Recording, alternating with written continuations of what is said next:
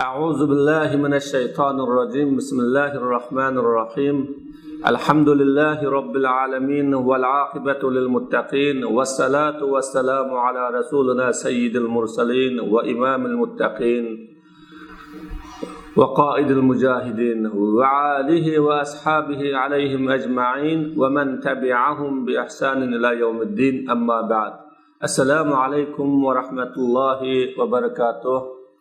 Hürmetlik aziz qarindoshlar, o'quvchilar, Allohning fazli bilan darsimizni davomlashtirib keldik. Bugungi darsimiz fikr sohasida, ilm sohasida nima oldingi o'rinda turadi, nimani oldingi o'rinda qo'yish kerak, nimaga alohida ahamiyat berilishi kerak degan temalarda to'xtalib kelgan darsimizningki bosh qismisida va buning da birinchi ilmningki amaldan muhim ekanligi. Gerçi ilm bo'lib amal bo'lmasa, o ilmning ahamiyati, qimmati ham bo'lmaydi. Chunki ilmning neticesi, ilimning menfaati ve ilimning ta'siri bo'lmagan ilim faqat quruq zihniyat bo'lib qoladi. Shuning uchun ilmmi navbatida ahamiyatlik muhim, amalmi navbatida ahamiyatlik muhim. Ammo ikkisidan qaysi oldingi qatorda turadi desa, çoxum ilim amelning oldingi qatorida turadi. Har qanday bir amal o'zining oldingi sharti va oldingi talabi ilm bo'lishi kerak. O amalni qilish uchun uni bilish, tushunish kerak degan bu haqda biz darsimizni yapmagan. Bugungi tema avlaviyatul fahmi ala mujarradil hibzi. Bu haqda so'zlaymiz. Nuqul yodilish degan faqat yodilam aladigan va uni zihnida saqlaydigan bu xil holatdan, ya'ni nuqul yodilishdan tushunish muhim va tushunish avlo demakchi. Endi hammalarga ma'lum, biz musulmonlar bo'libmi bugungi kunda yodilishga ahamiyat berilib ketdi. Masalan, 40 farzni yodilamiz, Qur'oni Karimni yodilamiz, nurg'un ilmlarni yodolamiz va yoda olg'izimiz. Hayotimizdagi ko'p narsalar asosiy jihatdan yodlash, qaldisi ba'zi anglash, nurg'un narsalarni biz anglaymiz va yoki bir qitim o'qib qo'yamiz. Shuning bilan men nurg'un kitoblarni o'qigan, nurg'un materiallarni ko'rgan, ya'ni nurg'unlagan tabliğ nasihatlarni anglagan deymiz va men mama kitob material menga yodi deymiz. Ammo uni tushunish, tigiga yetib bilish, uni atrofliq egallash masalasiga kelgan chaqda buningdan biz asosan yiroqda turyapmiz. Shu nuqul yodilishdan tushunishning muhimligi, avloligi. Va uhibbu an unabbiha huna va nahnu natahaddasu an asbaqiyatil ilm ala al-amal. Ilmning amalning oldida turadiganligi haqida so'zlab o'tib, men bu yerda muhim bir ishga askartishni yoqtiraman. Bu ishmi ham avlaviyat tushunchasiga kiradi. Bumi avlaviyatning ichiga kiradigan, avlaviyatga munosabatli bir ish. U bo'lsa-mu avlaviyatu ilmi diyara ala ilmi rivoya. Diyaret ilminin rivayet ilminden muhimligi ve aldığın orunda koyulduğanlığı. Şimdi dirayet degen nima desa, dirayet ilmi degen her narsani mükemmel, etraflık, çoğunkur düşünüp turup bilişni deymiz. Mesela Resulullah sallallahu aleyhi ve sellem'in hadislerinin mezmunelerini, manalarını, maksatlarını, her bir hadisinin tigideki sır, esrar ve illetlerini toluq egallab bilganlikni diyaret ilmi. Rivayetçi desa palaniddin anlagan men deb yeni bir kişiye rivayet qilganlikni, labzi, manası bilen ahmiyetlik emas, ama labzini rivayet qilganlikni ilmul rivayet deymiz. Yeni bir ibare bilen elip etqanda tushunish, bilishning faqatla egallash ve yodlashning oldida turdiganligi. Mana bu haqqa bir agalandırmoqchiman. Vel ilmul haqiqi ilim. İlim degan nima? Qandaq narsani ilim deymiz deganda, haqiqi ilim o tushunish ve hazm qilishda ifodalanadi, shakllanadi. İlim degan oldi bilan bir narsani tushunsangiz, uni hazm qilsangiz ve uni amaliyatingizda ilimning taqozosi bo'yicha isbotlasangiz, bu haqiqiy ilm bu. Yodlash bu haqiqiy ilm emas, vosita o. İlimning vositasi o. İslam bizlardan dinni tushunishni, tigiga yetib bilishni xohlaydi. Faqat dinni o'rganishni emas, dinni bilishni emas. Shuning uchun Qur'oni Karimni bir pora o'qisak, labzini shunda güzel o'qiy olamiz, ohanglari, tajvidlari bilan veya onun ma'no mazmunlarini kallamizdan bir qur o'tkaza olamiz. Ama onundan bir masala, mazmun yoki yo'l xaritasi ya turmushimizda biz qilmaslikka tegishlik, ammo qilsalayotgan ya qilishga tegishlik, ammo qilmayotgan bir ishni suzib ololmaymiz. İslamning maqsadi bu emas. Çoxum tushunish, tigiga yetish va uni mukammal egallash. Bu Allah subhanahu wa ta'alaning falawla nafara min kulli firqatin minhum ta'ifatun liyatafaqahu fid-din va liyunziru qawmahum iza raja'u ilayhim la'allahum yahzarun degan so'zida ko'rinib turadi.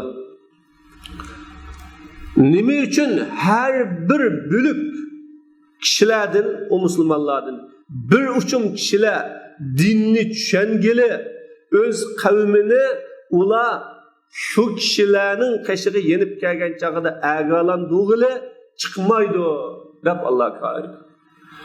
Rasululloh sallallohu alayhi vasallam jihadga qo'shin avatgan chaqda jihadning fazilati va uning savobi Allah subhanahu va taolaning oldidagi darajasining o'rnining yuqorligidan umumatan sahobalar cihatga qiziqib cihatga ketadi. Rasululloh Madinada qolgan vaqtda Allah bu haqda Rasulullahning qishida bir turkum kishilarning qilishini, shu vaqtda Rasulullohga kelgan vahiy bo'layotgan ishlarning hukmlarini egallab, ular cihatdan qaytib kelgan chaqda bo'lgan ishlar ve Resulullah'a kelgan vahiy hükümlerini deyish orqali ola habersiz qolgan, bilmagan taraflarni bildirish uchun nima uchun bir turkum kishilar chiqmaydi deb Allah Taala mana bu yerda olimlarning chiqishiga, ilm egalarining chiqishiga alohida qiziq turyapti. Mana bu yerda Allah liyatafaqahu fid-din, dinni liyata'allamu demedi, ügünüş yoki yodlash demay tushunish dedi. La'allahum yahzarun, ular ya'ni jihatga chiqib ketganlar kelgandan keyin qip qog'uchilarning agalandirishi va tarbiyalash orqali ularni xatolikdan saqlanadi deb Alloh bayon qildi. Sahih hadisda men yuridillohu bihi xayran yufaqqihu fid-din. Alloh taolo yaxshilikni iroda qilgan kishini dinda tushunchaga ega qiladi, faqih qiladi dedi Alloh taolo. Ya'ni Alloh yaxshilikni iroda qilgan kishining bir alomati nima desa, dinni yaxshi tushunishgan, dinni yaxshi tunishgan, dinni haqiqiy tag-tagidan, mohiyatidan bilishgan. Bu Alloh taolaning onun yaxshilikni iroda qilganligininki alomati birodarlar. Shuning uchun dinni tushunish kerak, dinni haqiqiy bilish kerak. O dinda nurg'un kitoblarni faqat yodi shaklida yoki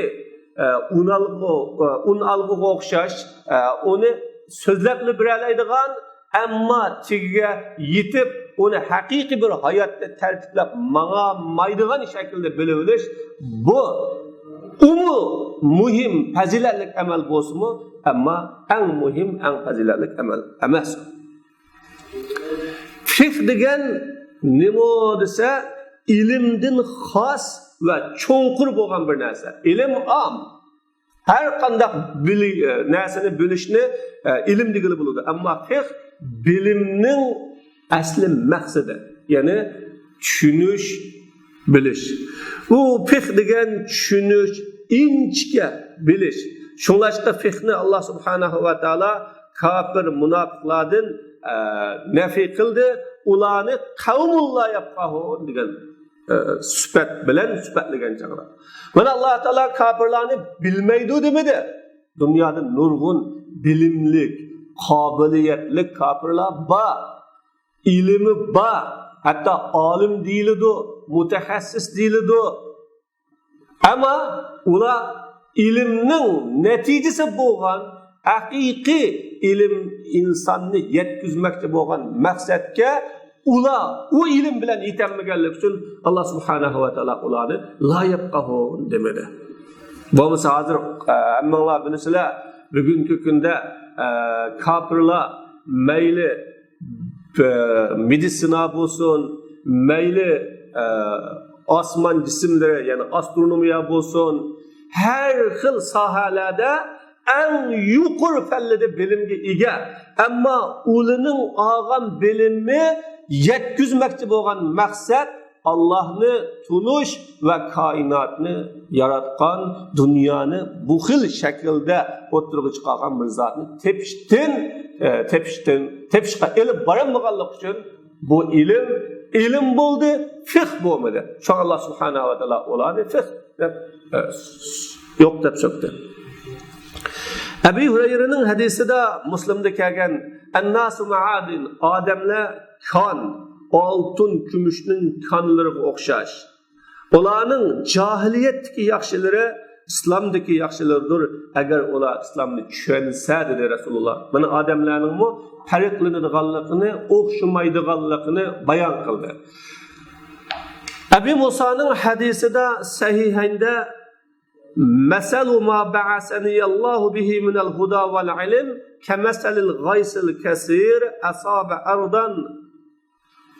Allah subhanahu va taolo meni avatgan hidoyat ilmning misoli yaga tuproqqa tushgan ko'p yomg'irning misoliga o'xshaydi dedi. Mana Rasululloh bu yerda vahiyni, ilmni yomg'irga o'xshatdi. Tuproqni, qalbni tuproqqa o'xshatdi. Xuddi yomg'ir zaminga tushgan chig'ida o yomg'ir tushgan zamin bir necha xil bo'lib, hammasi o'zining tabiati bilan yomg'irni qabul qilganiga o'xshash, odamlarmi o'zining qalbining shu vahiy va hidoyatga salohiyatli bo'lishi bilan vahiy hidoyatdan manfaatlanadi. O zamindan suvni qabul qiladigan pok, ya'ni uning shu aralashib qolmagan, zarkash aralashib qolmagan pokiza zamin bo'ldi. Natijada bu pok zamin o't cho'plini, zabdi ziroatlarni undadi. Mana bu bir qismisi. O zamindan qurg'oqlari, taşlıqqa o'xshagan qo'rg'oq zimin bo'lib suni saqladi. Alloh subhanahu va taolo u qo'rg'oq zimin bilan odamlarga manfaat yetkazdi. O insonlar o ziminda saqlangan suvni ichdi, ziroatlarini sug'adi, ziroatlarini teridi. Bu zimindan yana bir qismiga yomg'ir tushdi, faqat o su saqlayamaydigan, o't cho'p undamaydigan sho'r zarkash zimin, ya'ni qiyon degan tap-tuz zarkash zimin. Mana Rasululloh 3 xilga bo'ldi. Mana bu Allohning dinini tushungan va uningga Allah meni avatgan narsa, vahiy, hidoyat, manfaat qilgan, natijada o'zi bilib boshqalarga o'rgatgan kishining misoli deb Rasululloh bayon qildi. Xuddi pok zamin, suni qabul qila oladigan pok zamin, nifoq, shirk, riyo, sum'adan xoli pok bir qalbga o'xshatilgan.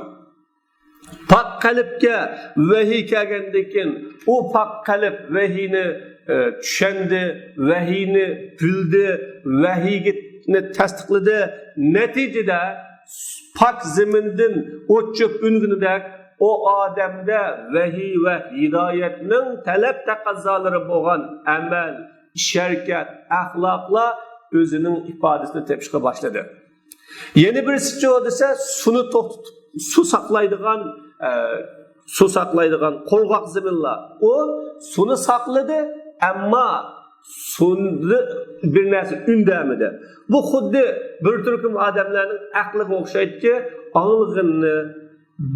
anlig'ini, o'qug'ini yodib oladigan, ammo uni tushunmaydigan, tegiga yetolmaydigan, lekin uni boshqalarga yetkazib beradigan, boshqalar uningdan manfaat olib, manfaatlanadigan zaminga o'xshatdi.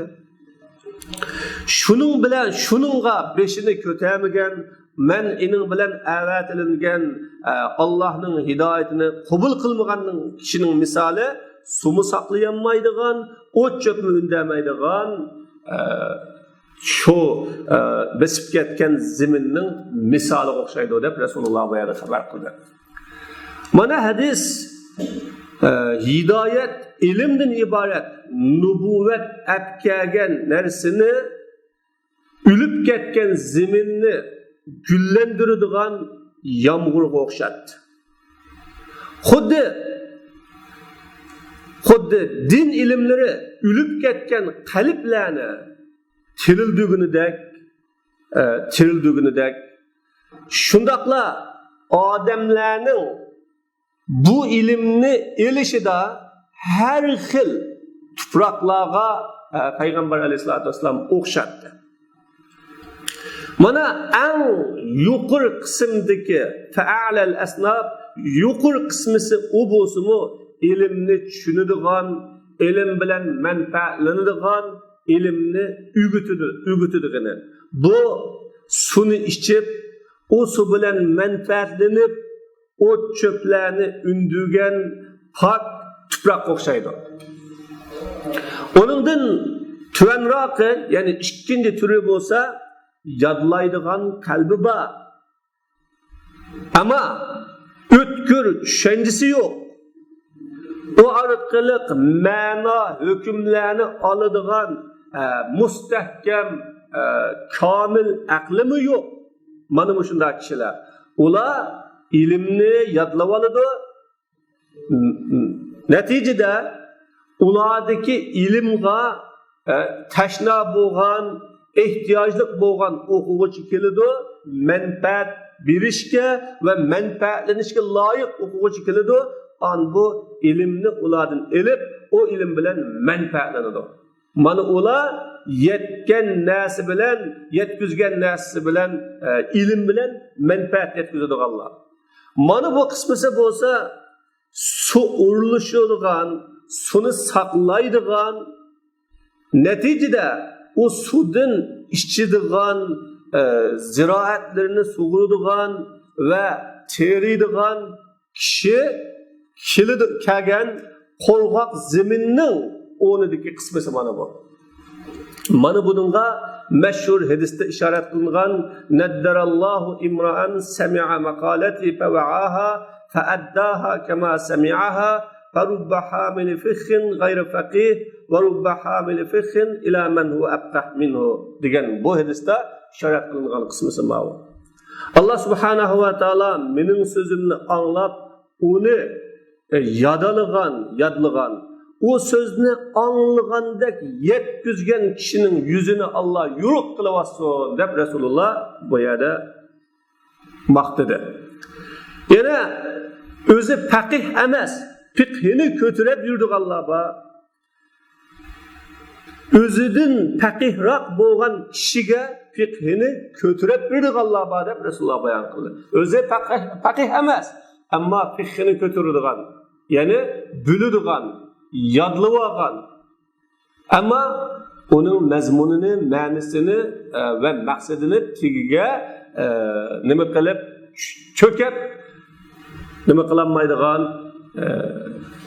bilinmaydigan kishilar bor. Xuddi bu Qur'onni ko'tarib yurgan yoki Qur'onni yodalgan ama onun mazmunini, ma'nisini tigidagi nima demoqchi bo'lganligini bilmagan kishiga o'xshaydi.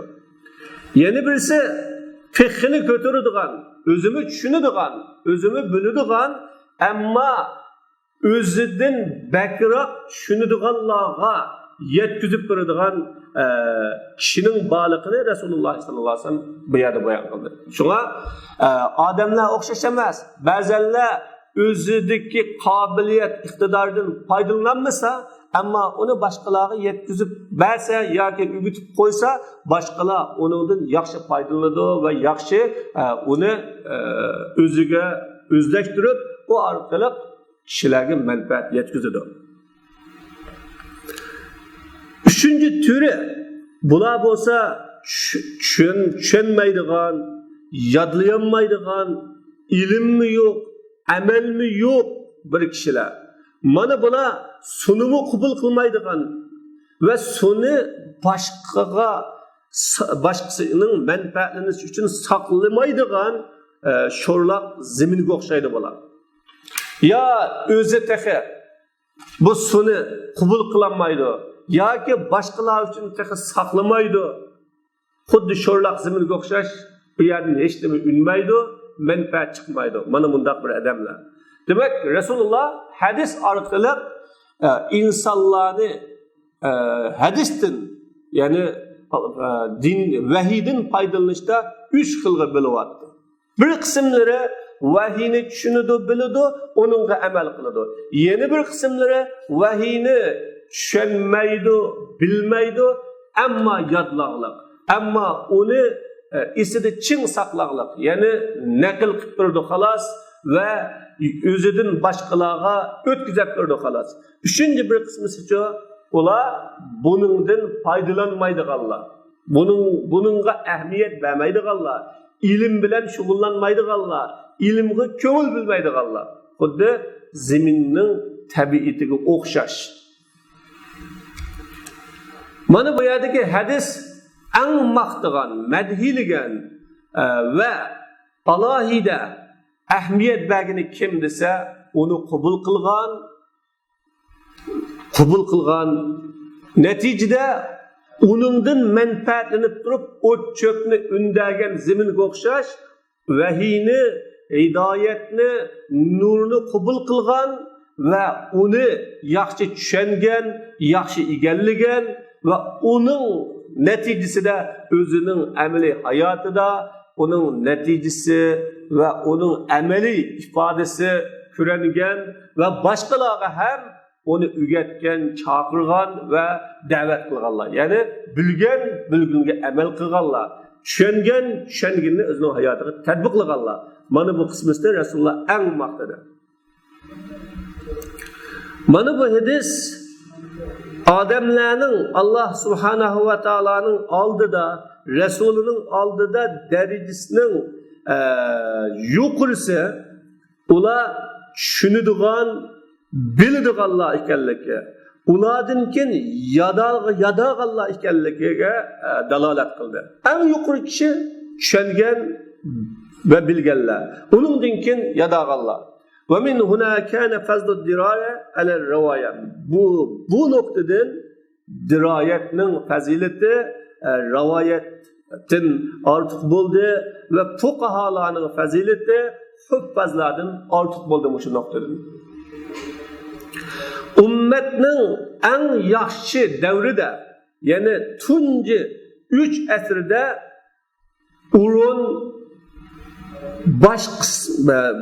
urun sadaret degan 5'i faqih edi. Her qandaq yerga borsa, ya her qandaq ishda bo'lsa, o urun ve baş kimgidi desa faqihlik edi. Dinni tushunganlar boshda edi, dinni tushunganlar ishning bashi edi. Dinni haqiqiy tushungan faqihlar kishilarning yetakchisi edi. Tushkunlashgan, keyniga chekingan zamonda urun baş hafızlarga bo'ldi. Musulmonlar qancha tushkunlashdi, keyniga chekindi, ya'ni diniy jihatdan keyniga chekindi, tushkunlashdi. Bu zamonda kimning o'rni yuqori, kimning martabasi ustun, bosh kimning bo'ldi deganda hafizlarning bo'ldi. Men bu yerda yodlashning hech qanday bir qimmati yo'q. İnsandaki asti saqlash qobiliyatining manfaati foydasi yo'q demakchi emas. Bu to'g'ri gap emas. Bunda tushunib olsanglar bo'lmaydi. Hamda degan gapimdan yodlaganning foydasi yo'q o'xshaydi. İnsanning aqlininki o'tkir bo'lganligi, yodlash qobiliyatining yuqori bo'lganligining manfaati yo'q o'xshaydi-da, bas salbiy tushunishga bo'lmaydi. Lekin deyman, tunish kerak. Yodlash bilan tushunishning, ilmning o'rnini bilish kerak. O'rni nima desa, yodlash vosita, ilmchi, tushunishchi, shu yodlash va ilmning asli maqsadi va mahval maqsad. Asli maqsad shu. Lekin deymanki, yodlash degan o haqiqat ma'lumotlarini onundan yodlab bo'lgandan keyin foydalanish uchun qachilib bilish xolos. Yodlash asli o maqsad emas o. Faqat boshqa ishning vositasi. Musulmonlar chiqib qolgan xatolik o musulmonlarning tushunishdan bakroq yodlashga ahamiyat berib ketishi va yodlashga o'zining haqqidan bakroq, qadr qimmatidan bakroq ahamiyat berilishi. Mana bu xatolik. Asli hammani o'zining o'rnida qo'yib turib, o'ziga loyiq holatda muomala qilgan bo'lsak, bu yaxshi ishdir. Ammo bugun ish almashtirib o'tildi. Yodlash vosita, bilish, tushunish maqsad bo'lgan bo'lsa-mu, bugungi kunda yodlashni maqsad qiladigan. Natijada kichikdan boshlab bolalar jahil bo'lib qolsa mayli, ya'ni savotsiz, bilimsiz bo'lib qolsa mayli, ammo Qur'onni yodamasa bo'lmaydigan. Qur'onni yaxshi yodagandan keyin Qur'onning ma'nosini bilsin, mazmunini bilsin, Qur'on qanday kitob, nima uchun yodaldi, bu haqida bir ilm olsin desa, endi Qur'on yodab bo'ldi. Buningdan yana tajvidlarini ruslab va Qur'onning tajvidlarida bir necha qoridan sanad ilib o'tishi kerak deb bolalarning vaqtlarini oladigan, bolalarni shu Qur'onning lafzi jihatdagi go'zal o'qilishi, harflarining maqrajining joyida chiqishi va tartil tilovatlarininki o'lchamli bo'lishiga alohida ahamiyat beriladigan va buning uchun yaxshi e'tibor beriladigan, lekin uning mazmunini, ma'nosini haqqida bunga ahamiyat berilmaydigan ishlar bu umuman musulmonlarda ham yerda umilishib ketgan ish bo'lib qoldi. Hatto bugungi davrda musulmonlar eng tuvanda bir par Kur'an yadaladı. Namaz okuş üçün namazlarının Allah subhanahu ve ta'ala'nın dergahida kabul kılınıdığan halette yaxşı buluş üçün yadalıdı. Hiç bulanmıgandı bu bir 10 sure, 15 sürünü yadalıdı. Lekin şu Müslüman bir ömür yaşasa, yoki bir neçe yıl yaşasa, şu sürülerinin ma'nisi nima, mazmuni nima, bu sürülerini her namazda okuvatıman, ama bu sürüler bana nima deydi deganini o'ylab, şunun ma'na mazmunlarini bilishga tirishmaydigan, qiziqmaydigan, ko'ngil bilmaydigan darajada bo'lib ketyapti.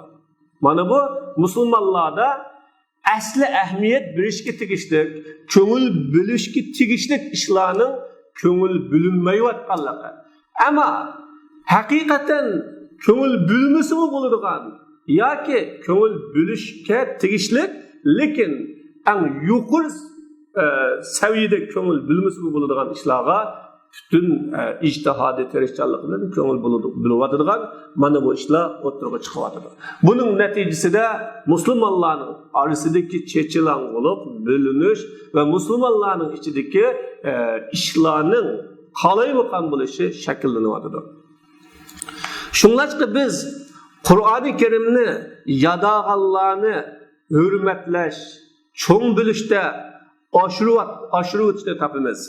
Onun fazileti bozulmu? Hatta nurgulluğun rayonlarda musabıqalar uyuşturuluyordu. Bu musabıqada bir şəxsga, yani bir tal qariga neçə 10 min dollarga yetadigan mukafotlar beriliyotdi. Bu taqdirlashga tegishlik, teşekkür etishga tegishlik ish. Hakikaten bir Kur'an'ı yadağan adam, çoğun adam, oluq adam, neçe yıllık vaktini şunun sarf kılgan kişi, bunun için zaten şunda musabıqlarını uyuşturup, kadirle ve o Kur'an'ı yadalış için, yani nurgun kişilerini kızıktırış bu hakikaten yaxşı iş. Lekin bunda mukafatla, onun yeri mi, belki onun tötten birisi, şeriatning her türlü ilimlerinde tefsir, hadis, fiqh, usulul fiqh, akide, davet hakkında yetişip çıkan kişilerge verilmedi. Ümmetinin ihtiyacı bulağa köprak. Ulanın menfaati, qarilarning menfaatidan çoğun, qarilarning menfaatidan mol ide bo'lmasa. Müslümanlar özünün muamele, edep, ahlak, ibadet ve hayatının her günüde yüz berdiğen her türlü kişilerini asli qariden sormaydı, alimden soraydı, fakihden soraydı, hafizden sormaydı. Ümmet umumeten qariga emas, alimga, hafizga emas, fakihga ehtiyojli edi. Lekin bugünkü kunda qaraydigan bo'lsak, bular uchun ne bir kanal, ne bir sorun, ne bir özünün ilimlerini, şunda kabiliyetlerini cari kıldırıdığan sorular bu hazırlanmalı. Ve mimma yu'abu bihi ta'limul am fi avtanina. Bizning vatanlarimizda şu qarzavi yaşagan vatanlardaki umumi ma'arifda eyiplenadigan ishlardan birisi bu ma'arif yodlashga tayinlayotidi, tushunish, hazm qilishga emas. Shu maktablarga qaraydigan bo'lsakmi, asosan maktablardagi darsliklar yodg'izishga, yod olg'izishga bakroq tayangan, shuni bak asos qilgan. Her bir fen ve her bir türden bir türküm metni kitaplarını yadalışga buyurgan. Şunun için insan köpünce ügengen nesni, imtihanını birip boğandakin unutup kalıdı. Eğer o ügengen nese, düşünüş, tigigi yetiş ve o'zida o'zlashishga qurilgan bo'lgan bo'lsa, uning zehnida mustahkam o'rnaydi, bunda tez yo'qolmaydi va yo'qolishga duch kelmaydi. Demak, yadag'an barcha ilmlar shu imtihondan o'tib olish, eng oxirida diplomni elib olish. Shuning uchun maqsad qilingan. Buningda bir narsani tushunay, tigiga yetay. Bu ilmning asli maqsadi, muddaosi nima deganga ahamiyat berilmay, shu imtihondagi nechta savoldan o'tib olish va shu imtihonda berilgan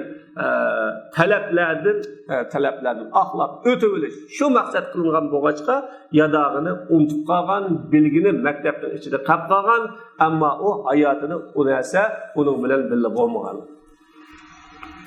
Shunlashqa shariat yodilishdan bakroq tushunishga, bilishga, tigiga yetishga ahamiyat beradi. İkinci, evleviyetul maqasid alal mazahir. Maqsadning zahiridan avla muhim ekanligi. Maqsad qilingan fiqh, ya'ni fiqhul avleviyatga munosabatlik fiqhidan shariatning maqsadlariga cho'kish, uning sirlarini bilish, illetlerini bilish, şeriatning o'zaro bir-biriga bog'lash, tarmoqlarini aslilariga yondirish, parcha qismlarini umumiy qismlarga yondirish, shariatning naslarining zohirlarida to'xtab qolmaslik, shariat naslarining harfiyligiga, yani harfiy degan shu harf chiqadigan ma'no mazmunga qatmonlik qilmaslik, bu fiqhul avlaviyatning ichiga kiradigan bir mazmun. Biz bu haqdami alohida ahamiyat berishimiz lozim. Chunki bugungi kunda bularmi ilm tuvan, iqtidor, qobiliyat, saviya, sapa, tuvan bo'lgan bir jamiyatda yashagan bo'lg'achqa, arabcha ilmning faqat tarjimasini qila olsak va tarjimasini yaxshi so'zlay olsak, shu mazmuni shu, ma'nosi shu, maqsadi shu deb uning chin esda bo'lib, chin turib olib, natijada maqsaddan chatnab ketadigan, uning sir illatlarini tunumaydigan va bir masalaga munosabatlik bo'lgan dalillarni hammani akiladiganning o'rniga uning dalillarining bir tarafini yoki bir qismisini bilib, qoldi qismisiga qaramay, bir ko'zimiz bilan masala qarab, shu natijada musulmonlarning bilinishi, parchalanishi va ilgari qilinishga tegishli ishlarning keyin qilishga tegishli ishlarning oldida bulab ketishi, amallarning tartibining qalaymaqonlashishi chiqqan. Qur'on hadisdan nurg'un nasla uningga dalolat qilgan ilmlarning ichidan shundaqla uningga ibodat, muomalaning har xil bablaridagi juz'iy hukmlarni tekshirish dalolat qilgan oila, jamiyat, siyosiy, davlatlar aro aloqa munosabatlik hukmlarni tekshirish dalolat qilgan bir ilm qaysi desa, shariatning buyurish orqali yoki to'sish orqali yoki ruxsat qilish orqali yo'lga qo'ygan har bir ishida maqsadning borligi. Mana bu tushunishga tegishli ish bu. Biz Qur'on hadisdan nurg'un narsalarni bilgunimizda va o'rganganimizda, shuningdek ibodat, muomala boblari, oila, ijtimoiy, siyosiy va davlatlararo aloqa haqidagi kelgan mazmunlarni shunday tekshirsak va bu haqda o'ylanib boqqanchig'imizda, izlanib boqqanchig'imizda hammasidan bir narsani bayqaymiz bolalar. O narsa nima desa, shariat mayli bir narsaga buyursin, yoki bir narsadan to'ssin, yo bir narsani mubah qilsin, ruxsat qilsin, uning orqasida bir maqsad borligini, g'oya borligini, uning bir ko'zlagan nishoni borligini biz bundan bayqala olamiz. Shariat bir narsani zo'talik qilib yo'lga qo'ymadi, sababsizlar yo'lga qo'ymadi. Men sening yaratgan Robbim, mening deganim degan, mening buyrug'im buyurgan degan deblam yo'lga qo'ymadi. Sababsizlarni yo'lga qo'ymadi. Balki Alloh uni o'zining mukammalligiga loyiq hikmat, ilm, rahmati va bandalarga bo'lgan yaxshiligiga loyiq hikmati bilan yo'lga qo'ydi. Mana Alloh subhanahu va taolaning ismlaridan Alim, Hakim deb ismi bor. Alloh taolo yo'lga qo'ygunida bu hikmatlik, buyrug'ida bu hikmatlik. Xuddi Alloh subhanahu va taolo yaratgan va urullashtirgunida bu hikmatlik bo'lganidek. Allah'ın hikmeti emri dünyasında mı parlak turdu, xuddi halkı dünyasında mı parlak turgunudek ve aşkarı bulak turgunudek. Ve kainatga qarab baksak, hamma narsaning sistemisi, her bir narsaning o'ziga loyiq o'rinda qo'yilganligini musulmondan bakroq kafirlar iniq obdan biladi mana. Dunyoning hozirgi sistemasi shundoq almashadigan bo'lsa, dunyoning mavjud bo'lmaydiganligini dunyodagi kafirlar e'tirof qilgan. Shuningga o'xshash Alloh subhanahu va taolaning amri olimidagi hikmatmi farqsiz holatda. Emri alemideki her bir Allah buyurgan, yolga koygan, toskan işlerin hikmeti şu kadar. Bunun özü de çavalçaklık bulsa, Müslümanların ve ya ki bu sistemge ergeçken kişilerin hayatı mı yani şundak çavalçaklık buludur. Ala lahul halku vel emru. Ala degen tenbih harifi bölüp koyanlar demekçi Allah'a has yaratış ve buyuruş. Yaratış özünün bu oğlanıdak, buyruk mu özünün? Xuddi Allah bir narsani sebepsiz yaratmadı, şunundak bir narsani tahminen mu yolga koymadı.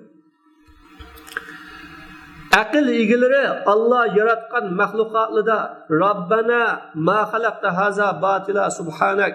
Perverdigar sen bunu bikaga yaratmadın, seni maksatsız bikaga yarattı diyen bundak süpetten paklayımız.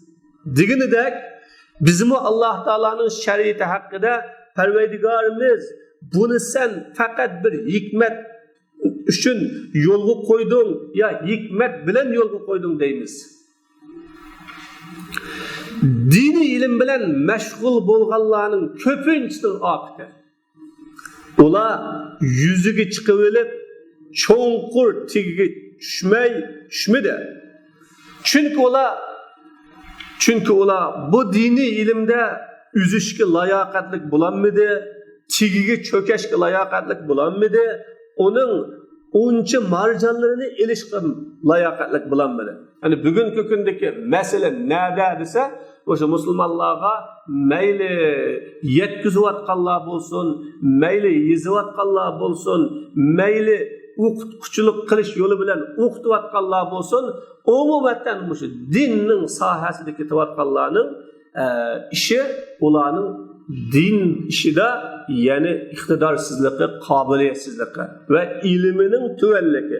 Natijada bular shu ilmning yuzida laylab tikki çökenmegenligi üçün anından keyin bular bu dini sahada nurgulgan meselelerni keltirip çıkargan.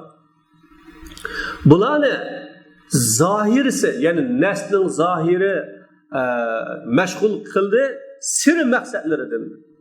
Ularni tarmak meseleler, asli meselelerden tosip koydu. Allah'ın dini, Allah'ın şeriatlerini bendelerge, şeriatın hükümlerini bendelerge parça parça bayan kıldı. O şeriatın hükümlerini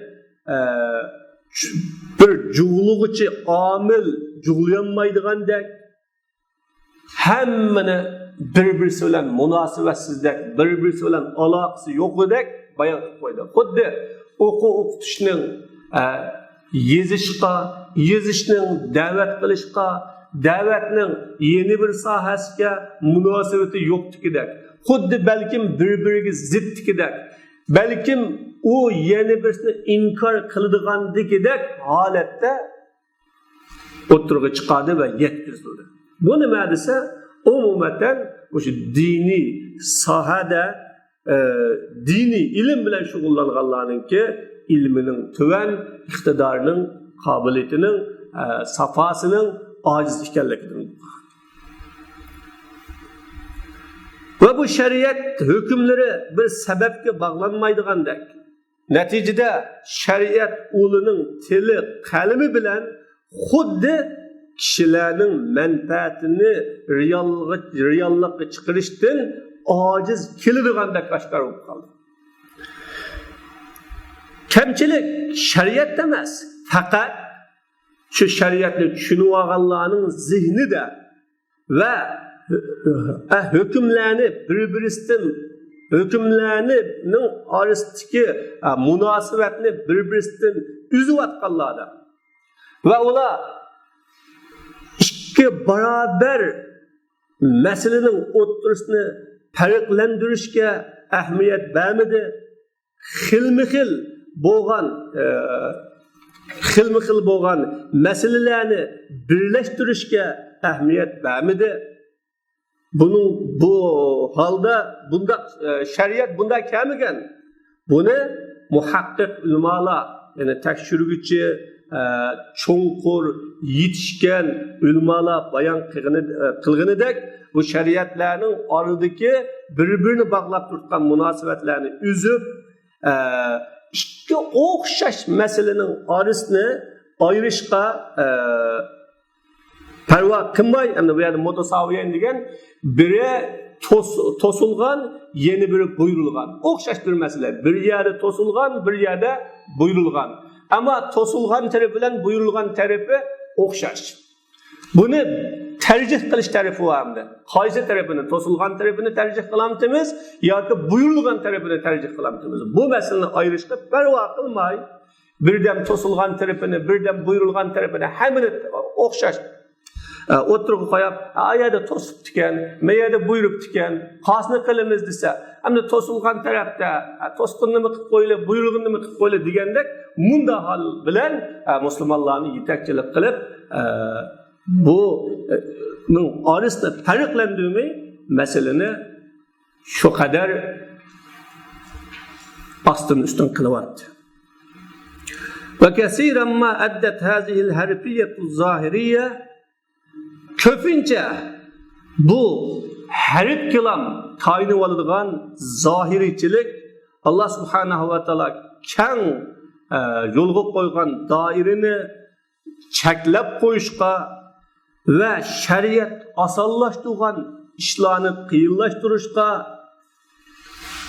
taraqqiy qilishga, o'zgarishga tegishli ishlarni o'zgarmas, qatmal qilib o'tishga ve yenilenip duruşka, azat bulap duruşka tegişli kişilerini çeklep koyuşka elip vardı.